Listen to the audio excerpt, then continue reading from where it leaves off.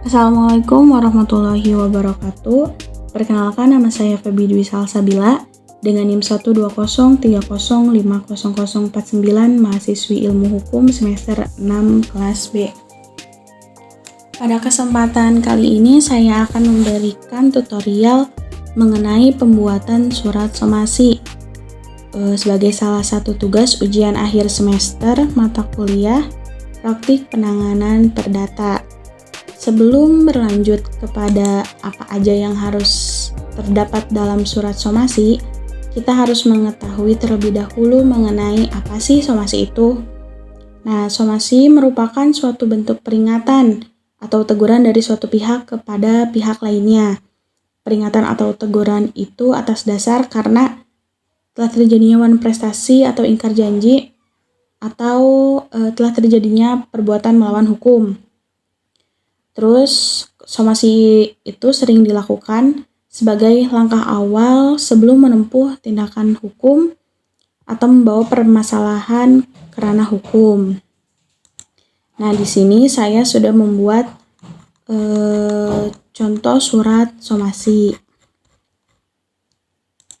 Langsung saja ke apa aja yang harus ada dalam surat somasi. Seperti surat biasanya ada kop surat, dan di sini ada tempat, tanggal, bulan, dan tahun pembuatan surat somasi.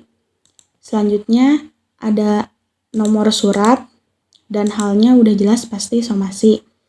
Nah, terus dalam somasi itu harus berisikan identitas pengirim somasi dan penerima somasi.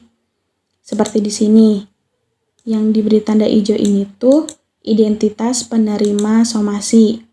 Identitas berisikan nama jelas penerima dan alamat jelas dan lengkap penerima agar somasi ini diberikan secara tepat sasaran.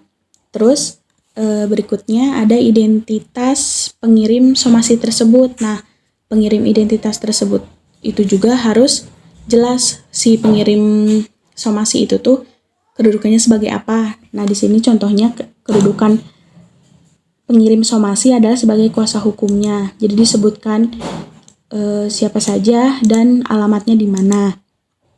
Selanjutnya, dalam somasi juga berisikan uraian singkat mengenai permasalahan yang terjadi dan hal-hal yang seharusnya dilakukan pihak yang diberi teguran.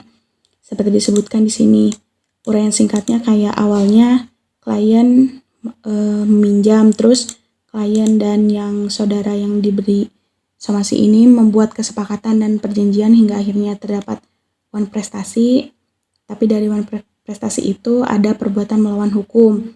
Terus di somasi juga harus ada tuntutan hukum yang harus dipenuhi oleh pihak yang diberi teguran atau peringatan seperti disebutkan.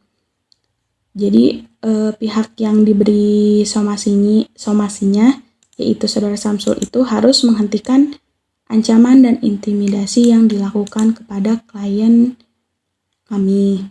Terus di somasi juga harus diberitahukan atau mencantumkan tenggat waktu pemenuhan yang harus dipenuhi oleh pihak yang diberi teguran. Seperti disebutkan waktu di somasi ini yaitu 3 kali 24 jam. Setelah uraian singkat mengenai permasalahan, langsung di akhirnya mencantumkan nama dan nomor, langsung ke penutup. Hormat kami kuasa hukum, tanda tangan jelas mengenai kuasa hukumnya. Mungkin sekian yang dapat saya paparkan. Sekian, terima kasih. Wassalamualaikum warahmatullahi wabarakatuh.